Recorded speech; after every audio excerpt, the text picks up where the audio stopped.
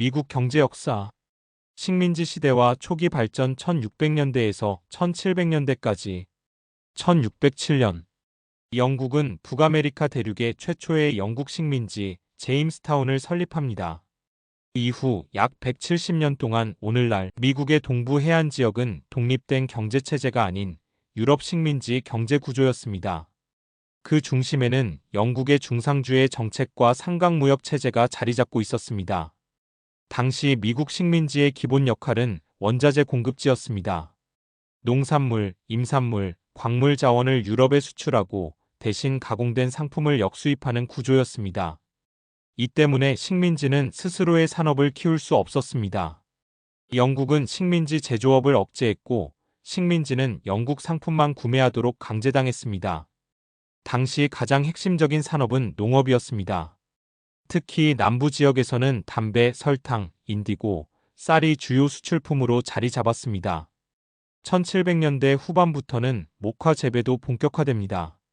중부 지역은 밀과 곡물, 북부는 어업, 벌목, 수공업이 중심이었습니다. 미국 식민지는 유럽에 원자재를 보내고 유럽은 아프리카에 제조품을 수출했습니다. 그리고 유럽인들은 아프리카에서 노예를 수입해 다시 미국으로 보냈습니다. 이 구조는 식민지 경제를 유럽, 특히 영국 중심으로 고정시키는 방식이었습니다. 영국은 1651년부터 항해법을 시행합니다. 이 법에 따라 식민지는 영국 선박만 사용할 수 있었고 특정 상품은 영국으로만 수출할 수 있었습니다. 결과적으로 식민지 상인은 다른 나라와 직접 무역할 수 없었고 모든 이익은 본국인 영국으로 집중됐습니다. 1600년대 미국 식민지에서 가장 흔한 노동력은 백인 계약 하인, 즉 인디처드 서번트였습니다. 유럽에서 온 이민자들이 4년에서 7년간 노동을 제공하고 계약 기간이 끝나면 자유를 얻는 구조였습니다. 하지만 1600년대 말부터 아프리카 노예의 수입이 증가합니다. 노예는 계약 없이 평생 노동을 강요당했습니다. 특히 남부 지역의 대규모 농장, 이른바 플랜테이션 경제에서 노예는 핵심 노동력이었습니다. 1700년대 중반이 되면 남부 식민지의 경제는 노예제 없이는 유지될 수 없는 구조로 바뀌게 됩니다. 당시 미국은 지역별로 주요 산업이 상이했습니다. 뉴잉글랜드 지방, 즉 식민지, 미국의 북부는 땅이 척박했습니다.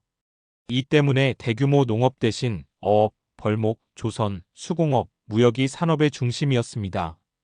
중부 식민지는 상대적으로 비옥한 땅을 바탕으로 곡물 재배와 상업활동이 활발했습니다. 남부 식민지는 대규모 농장을 기반으로 한 플랜테이션 경제로 노예 노동력에 대한 의존이 두드러졌습니다. 18세기로 접어들면서 영국은 식민지의 세금과 규제를 강화합니다. 대표적인 예가 1764년의 설탕법, 1765년의 인지세법, 그리고 항해법의 재강화입니다. 식민지 주민들은 점차 경제적 자율성을 요구하게 됩니다. 이런 갈등은 단순한 무역 마찰을 넘어서 정치적 독립 요구로 확대됩니다. 독립전쟁과 국가 성장 1775년에서 1800년까지. 1775년. 미국은 독립전쟁에 돌입합니다. 그 배경에는 170년 동안 누적된 경제적 착취와 억압, 그리고 자율경제에 대한 갈망이 있었습니다. 1600년대부터 1700년대까지의 미국은 영국의 식민지로서 자율 없는 원료 공급지였고 경제는 철저히 영국의 이익을 위한 구조로 짜여 있었습니다. 이런 경제적 억압이 강해질수록 독립에 대한 열망도 커졌습니다. 식민지 경제는 결국 미국 독립혁명의 도화선이 되었던 것입니다. 미국 독립전쟁은 1775년부터 1783년까지 지속됐습니다. 전쟁 비용은 막대했습니다. 미국은 자금을 마련하기 위해 대륙화폐를 대량 발행했습니다. 하지만 금이나 은으로 뒷받침되지 않아 심각한 인플레이션이 발생했습니다. 1779년에는 대륙화폐 가치가 거의 휴지 조각이 됩니다. 이 시기를 상징하는 말이 있었습니다. 대륙화폐만큼 쓸모없다. 물자와 식량은 부족했고 영국의 해상 봉쇄로 무역은 사실상 마비됐습니다. 1783년 파리 조약으로 독립이 승인되었지만 문제는 그 다음부터였습니다. 전후 복구 자금은 없었고 영국과의 무역망은 끊겼습니다. 영국은 미국 제품에 고율의 관세를 부과했습니다. 반면 미국은 영국 제품에 아무 제재도 하지 못했습니다. 당시 미국은 연합규약이라는 느슨한 연방체제를 갖고 있었습니다. 중앙정부는 과세권도 통화 조절 권한도 없었습니다. 결과적으로 각 주가 따로따로 화폐를 발행하고 자체 관세를 적용하면서 시장 통합은 실패합니다. 1787년 헌법이 제정되고 1789년 새로운 연방정부가 출범합니다. 미국 헌법 제정은 경제적 거버넌스를 위한 틀을 제공했습니다. 이제 중앙정부는 과세권, 무역 조절권, 통화 발행권을 갖게 됩니다. 초대 재무장관 알렉산더 해밀턴은 미국 경제 재건을 이끕니다. 그는 다음과 같은 정책을 시행합니다. 첫째, 전쟁 채무 통합. 주정부의 부채까지 연방정부가 떠안습니다. 미국의 신용을 회복하기 위한 전략이었습니다. 둘째, 제1차 중앙은행 설립. 1791년 뱅크 오브 더 유나이티 스테이츠가 탄생합니다.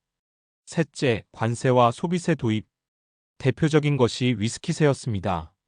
1795년 미국과 영국은 제2조약을 체결합니다. 이 조약으로 대서양 무역이 재개되고 미국 상인의 영국 시장 접근이 허용됩니다. 미국 경제는 조금씩 회복의 기미를 보이기 시작합니다. 1792년 조폐법이 제정되어 미국의 공식 통화, 달러가 도입됩니다. 화폐는 금과 은에 기반한 본위제로 운영됩니다. 이전까지는 대륙화폐, 주와 외국 동전이 혼용돼 통화 질서가 없었습니다.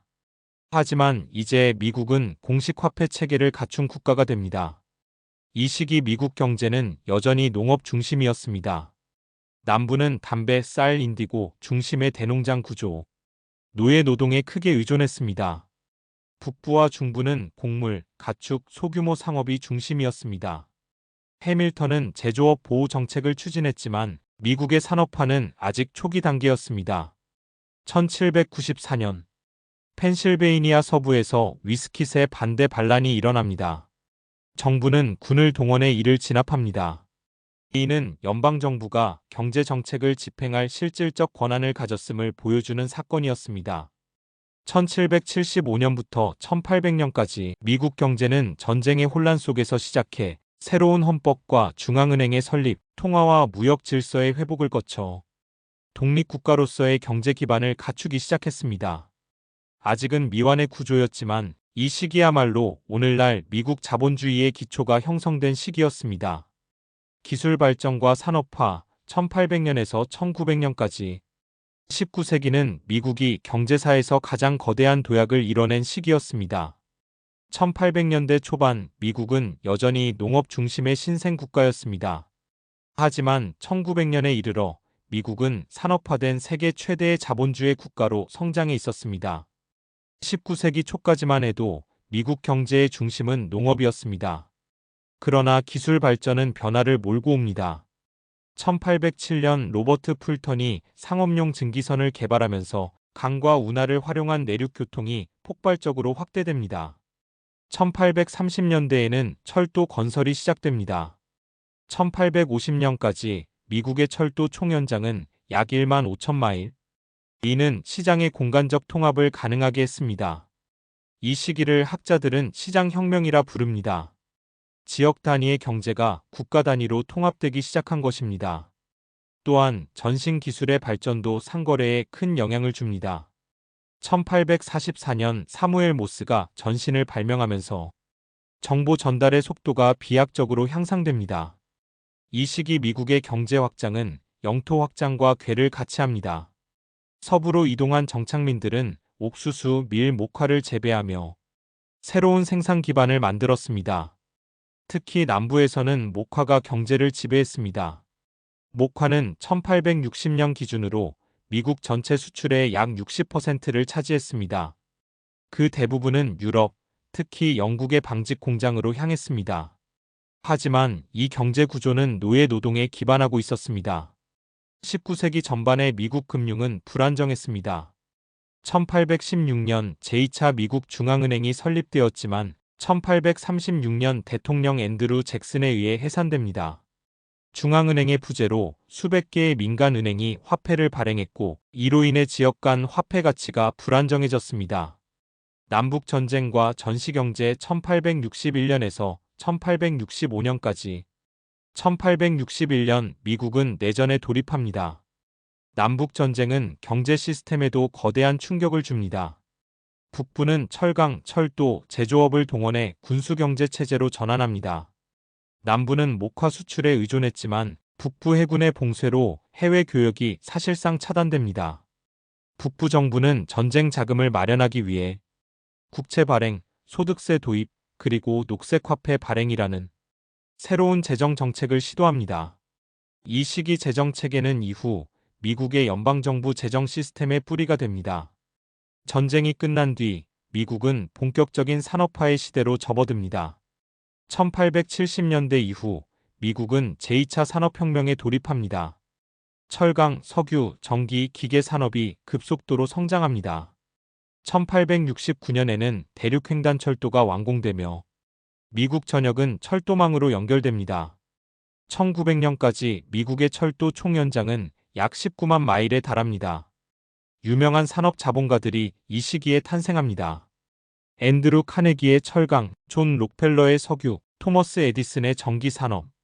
이들은 거대한 독점 기업을 형성하며 트러스트 체계를 구축합니다.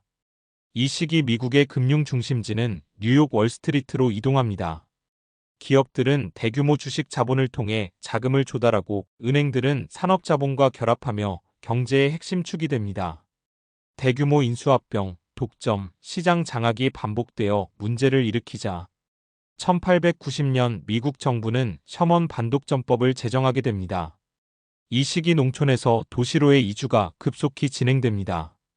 1800년 도시 인구 비중은 약 6%였지만 1900년에는 40% 이상이 도시에 거주합니다.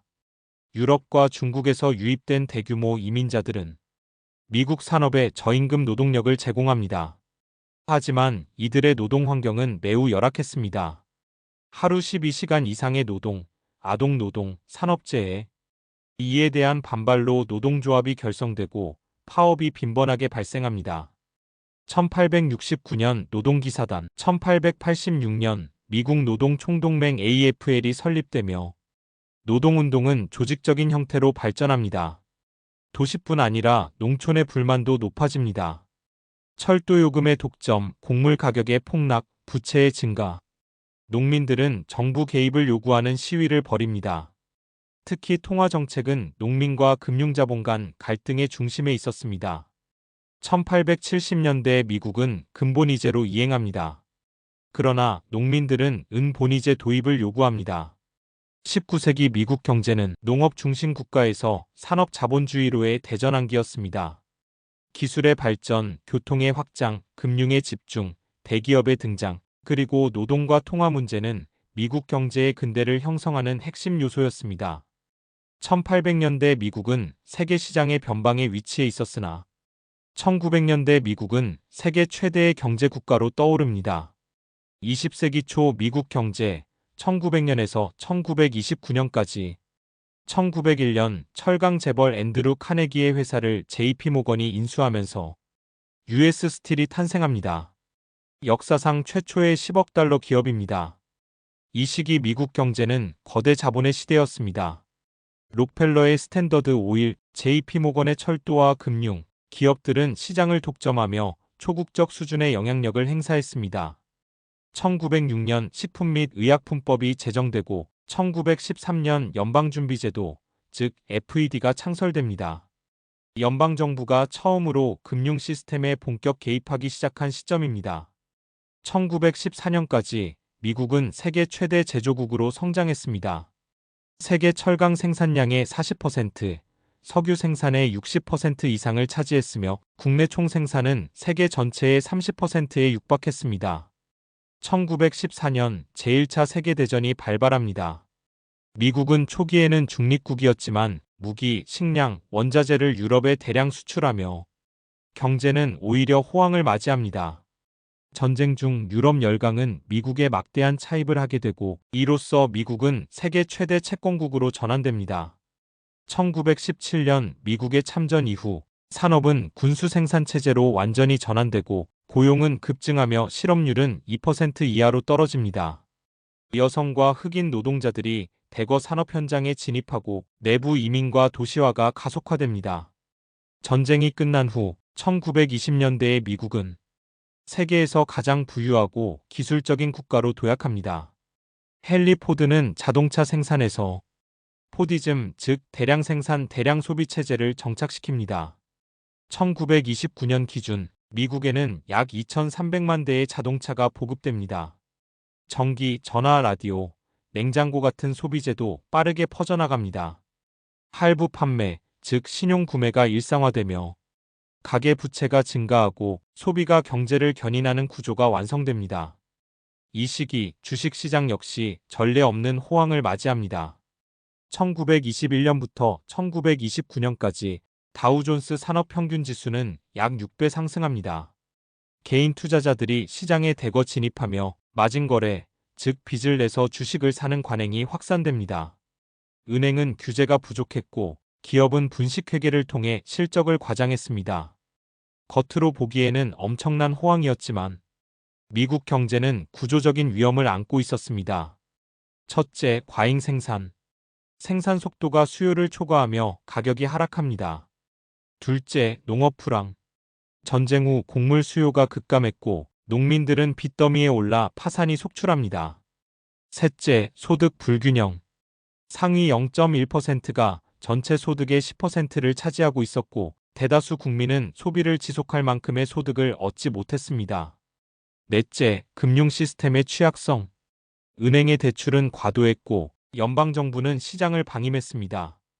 이 모든 요소가 복합적으로 작용하며 미국 경제는 위기를 향해 조용히 나아가고 있었습니다. 1920년대 미국은 기술과 자본, 소비와 금융이 결합한 전형적인 현대 자본주의 국가로 변모했습니다. 하지만 그 호황의 정점에서 터진 작은 균열은 곧바로 대공황이라는 거대한 파국으로 이어지게 됩니다. 대공황과 뉴딜 그리고 전시경제 1929년에서 1945년까지 1929년 10월 24일 검은 목요일 주식시장이 대규모 폭락하며 미국 금융시장의 불안이 시작됩니다. 이틀 뒤 검은 화요일 다우지수는 순식간에 붕괴되었고 그 충격은 단순한 금융위기를 넘어 전 경제를 마비시킵니다. 1930년부터 1933년까지 미국 경제는 추락을 거듭합니다. GDP는 약 30% 감소, 실업률은 25%에 달했으며 9천 개 이상의 은행이 파산합니다. 농업도 붕괴됩니다. 중서부 지역은 극심한 가뭄과 토양 황폐화로 더스트볼 현상이 발생하며 수백만의 농민들이 땅을 잃고 도시로 이주합니다. 경제는 무너졌고 희망은 사라졌습니다. 1933년 프랭클린 D. 루스벨트가 대통령에 취임합니다. 그는 새로운 접근을 선언합니다. 그가 추진한 일련의 대책은 뉴딜 정책으로 불립니다. 루스벨트는 우선 금융 시스템부터 정비합니다. 긴급은행법을 통해 은행 운영을 재개하고 FDIC, 즉 예금보험공사를 설립해 예금자 신뢰를 회복시킵니다. 동시에 대규모 공공사업이 시작됩니다. CCC, 청년을 대상으로 한 산림도로 건설 일자리, TVA, 테네시강 유역 개발을 통한 전력 공급, AAA, 농산물 생산 제한과 보조금 지급으로 농가 보호. 1935년부터는 2차 뉴딜이 본격화됩니다. 사회보장법 제정, 미국 최초의 연금과 실업보험 도입, WPA, 전국적 공공인프라 건설로 수백만 명 고용, 노동관계법, 즉 와그너 법으로 노동조합 설립과 단체 교섭권이 법적으로 보장됩니다. 미국 경제는 서서히 회복의 길로 들어섭니다. 하지만 회복은 완만했습니다. 1937년 정부의 지출 축소로 경기는 다시 침체에 빠집니다. 실업률은 다시 19%를 넘어섰고 루스벨트 행정부는 다시 확장 재정으로 돌아섭니다. 1939년 유럽에서 제2차 세계대전이 발발합니다. 미국은 초기엔 중립을 유지했지만 유럽 동맹국에 무기와 물자를 수출하며 전시 경제 체제로의 준비를 시작합니다. 그리고 1941년 진주만 공격. 미국은 본격적으로 참전하며 경제는 전례 없는 확장 국면에 돌입합니다. 전시 경제는 미국을 완전히 바꿔놓습니다. GM, 포드 등 민간 기업은 탱크, 전투기, 군수물자를 생산하는 공장이 됩니다. 군사 지출은 GDP의 40% 이상, 실업률은 1% 이하로 하락합니다. 여성 노동자의 대규모 진출, 흑인과 소수인종의 산업 참여 확대, 미국 산업 구조는 총동원 체제로 전환됩니다. 소비는 억제되고 배급제가 도입되며 모든 자원이 전쟁에 집중됩니다. 전쟁이 끝난 1945년, 미국 경제는 완전히 새로운 궤도에 올라섭니다. 정부의 경제 개입은 제도화되고 사회보장과 노동권은 제도권으로 들어옵니다. 브레튼 우즈 체제를 통해 미국 달러는 국제 기축 통화가 됩니다.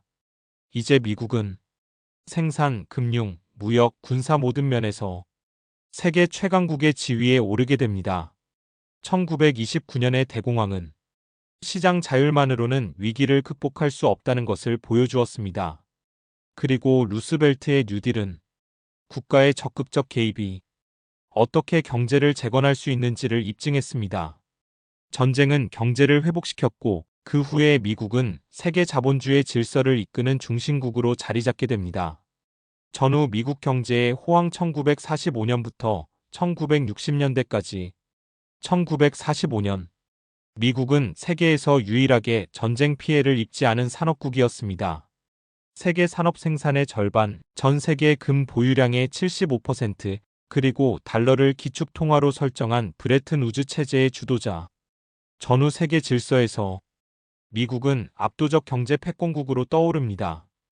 2차 세계대전 이후 수많은 병사들이 귀환했습니다.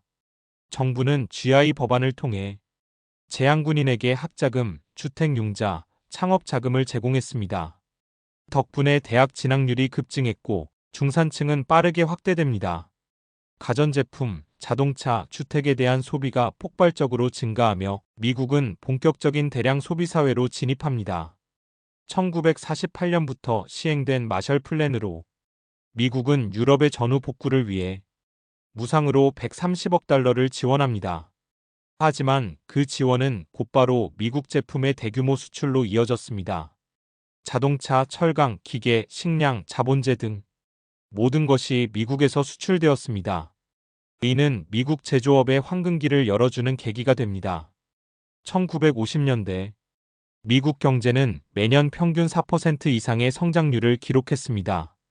자동차 보급률 75% 이상, 냉장고, 세탁기, TV는 가정의 필수품이 되었고 1인당 실질소득은 10년 사이 약 30% 증가합니다. 동시에 고속도로법이 통과되며 자동차 중심 사회가 형성되고 레비타운 같은 대량 주택단지가 등장하면서 교외화가 가속화됩니다. 이 시기 출생률도 급증합니다. 바로 베이비붐 세대의 시작입니다. 제조업은 미국 경제의 중추였습니다. GM, 포드, GE, IBM 같은 대기업이 전성기를 맞았고 기술력은 군사산업에서 민간으로 이전되며 원자력, 항공, 전자산업이 태동합니다. 1958년 나사가 창설되고 우주 경쟁과 기술 투자가 급증하며 미국은 과학기술에서도 선도국으로 자리 잡습니다. 이 시기 미국 경제의 또 하나의 특징은 바로 군산복 합체입니다. 한국전쟁, 베트남전 초기 개입, 소련과의 핵무기 경쟁 등으로 국방 지출은 평시에도 GDP의 약 10%를 차지했습니다. 군수산업과 정부의 유착은 경제 성장과 기술 발전을 동시에 촉진했지만 장기적으로는 예상 구조의 경직성을 초래합니다. 아이젠하워 대통령은 1961년 퇴임 연설에서 이 구조를 명시적으로 경고하기도 했습니다. 전후 호황은 단순한 수치의 성장이 아니었습니다. 전 국민의 약 60%가 중산층으로 분류되었고 노동조합은 강력한 교섭력을 바탕으로 높은 임금과 안정된 복지를 확보했습니다. 가정에는 전자제품이 가득했고 TV는 생활의 중심이 되었으며 자동차는 가족 단위 이동의 기본 수단이었습니다. 미국은 세계 최초의 대량 소비 중심 사회가 됩니다. 하지만 이 호황기에도 그림자는 있었습니다. 교외로 이주한 백인들로 인해 도시 중심부는 빈곤과 범죄, 인종분리 문제로 쇠퇴하기 시작했고 1960년대 후반부터는 독일과 일본이 빠르게 산업 경쟁력을 회복하면서 미국의 무역 흑자 구조가 흔들리기 시작합니다.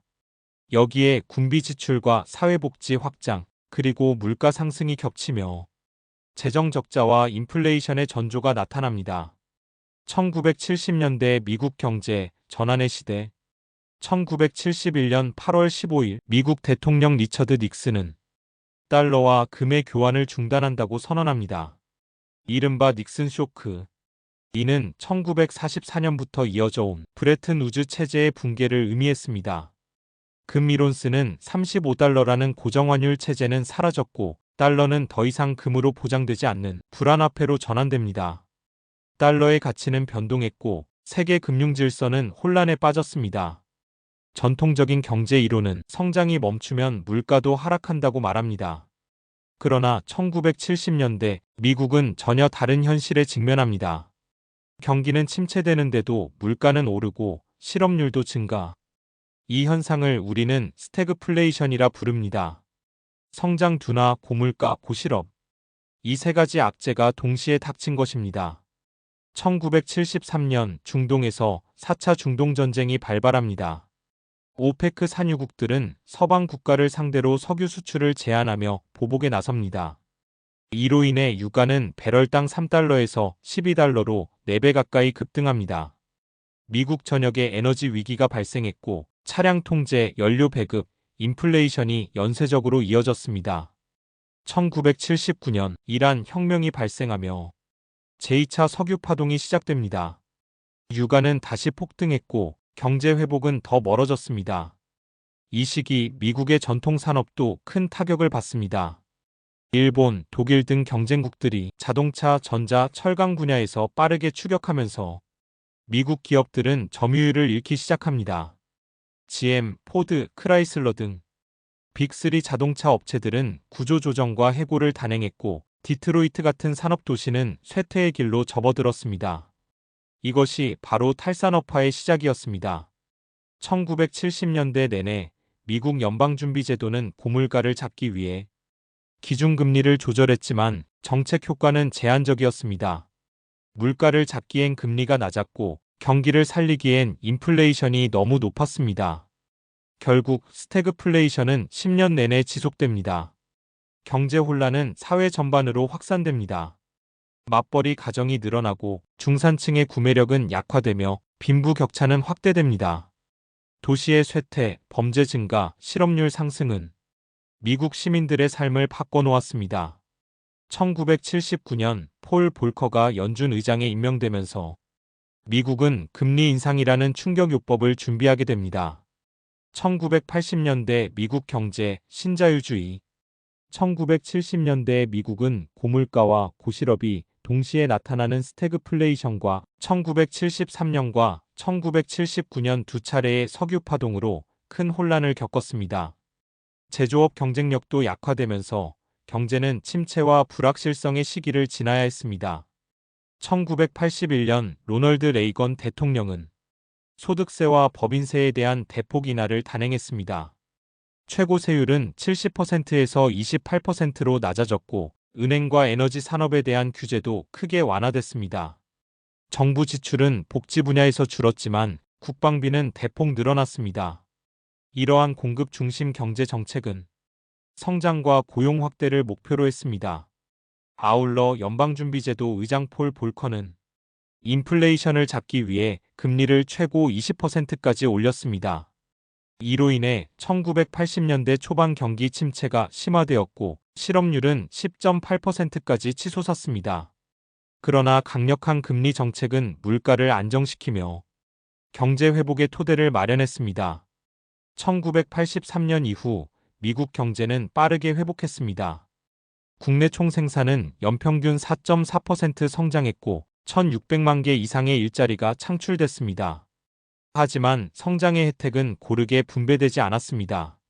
제조업 일자리는 계속 줄어든 반면 금융과 기술, 방위산업은 크게 성장했습니다. 또한 감세와 국방비 증가로 정부 적자는 1980년 740억 달러에서 1988년 2550억 달러로 급증했습니다. 또한 강한 달러로 인해 수입은 늘고 수출은 줄면서 무역 적자가 크게 늘어났습니다. 이른바 쌍둥이 적자 현상이 심화됐습니다. 1980년대 금융시장 규제가 완화되면서 주식시장과 M&A 시장이 화랑을 맞았습니다. 1982년부터 1987년까지 다우 지수는 3배 가까이 상승했습니다.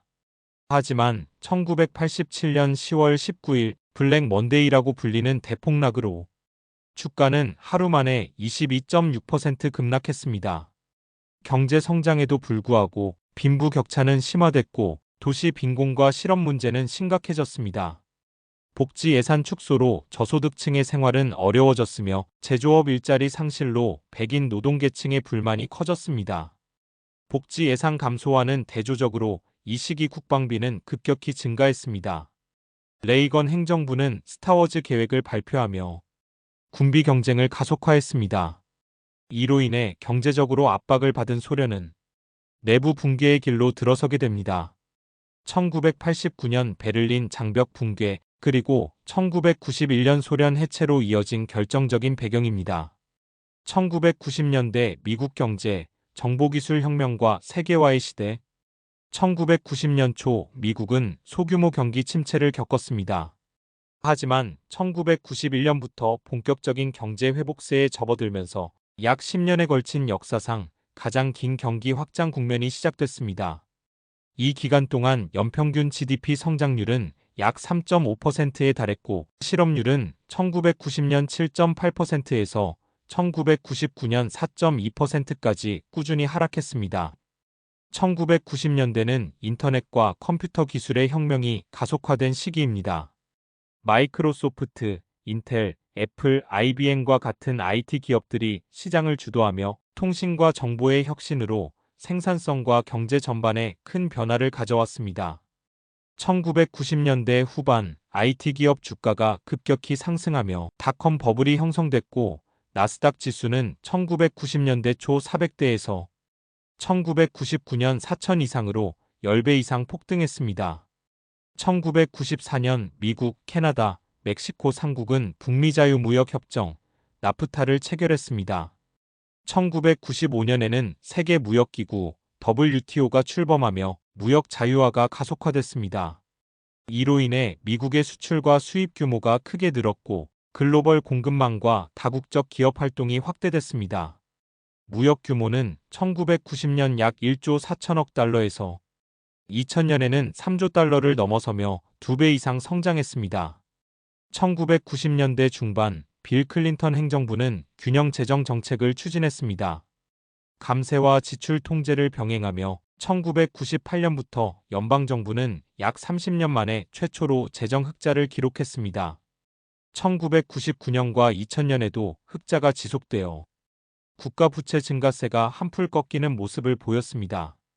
1990년대 노동시장은 고용 증가와 실업률 하락이 특징입니다.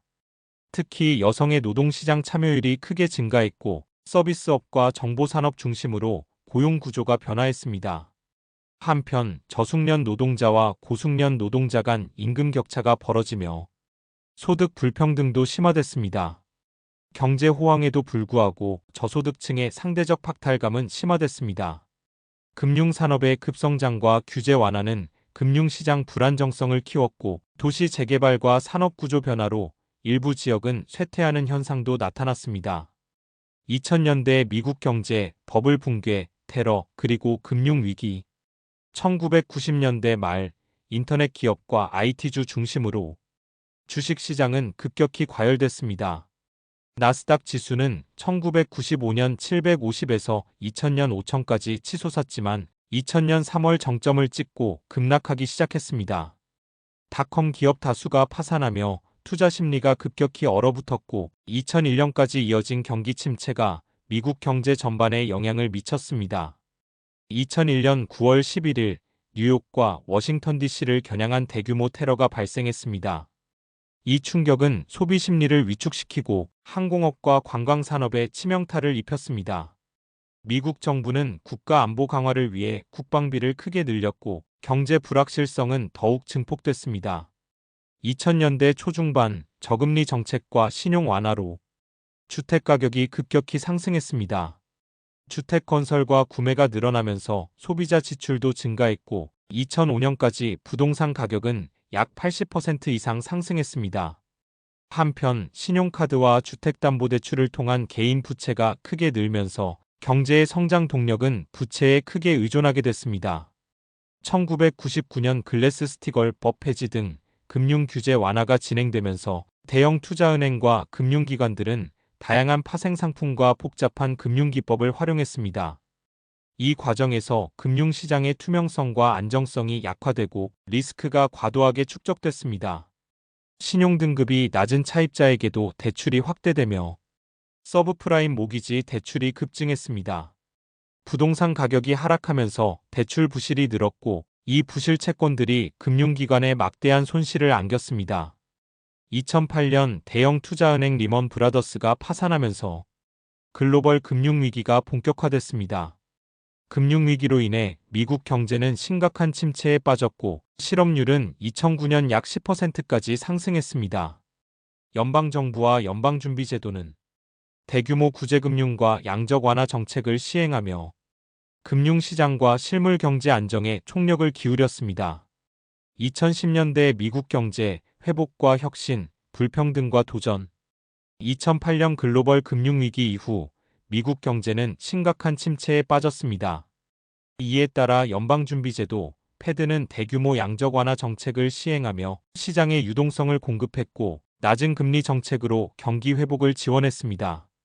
이 결과 2010년대 내내 미국 GDP 성장률은 평균 2~3%대를 유지하였고 실업률은 2010년 9.6%에서 2019년 3.5%까지 점진적으로 하락했습니다. 이는 50년 만에 가장 낮은 실업률 수치였습니다. 2010년대는 스마트폰과 클라우드 컴퓨팅, 인공지능 기술이 폭발적으로 성장한 시기입니다. 아마존, 구글, 페이스북, 애플 등 빅테크 기업들은 전자상거래, 디지털 광고, 빅데이터 산업을 주도하며 미국 경제의 새로운 성장 동력이 되었습니다. 특히 전자상거래 시장은 2010년 약 1,650억 달러에서 2019년 약 6천억 달러 이상으로 급증했습니다. 한편 기술 발전과 자동화는 제조업 일자리를 감소시켰고 서비스업과 고숙련 직종이 늘어났습니다. 그러나 고숙련 노동자와 저숙련 노동자 간 임금 격차가 확대되면서 소득 불평등과 부의 집중 문제가 더욱 심화됐습니다. 2010년대 중반부터 최저임금 인상 요구가 본격화됐고 노동조합 영향력은 지속적으로 약화됐습니다. 연준은 2010년대 내내 초저금리 정책을 유지하며 경기 부양에 집중했습니다. 한편 2017년 트럼프 행정부는 대규모 감세 정책을 시행했고 이에 따라 국가 부채는 2010년 약 13조 달러에서 2019년 약 22조 달러로 급증했습니다. 재정 적자와 부채 증가는 향후 경제 리스크로 지적받았습니다. 2010년대 후반 미국은 중국과의 무역 긴장을 고조시키며 보호무역주의 정책을 강화했습니다. 관세 부과와 무역 협상은 글로벌 공급망의 불확실성을 초래했고 미국 기업과 소비자 모두 영향을 받았습니다. 이러한 무역 갈등은 2019년 무역 전쟁의 형태로 표면화됐습니다.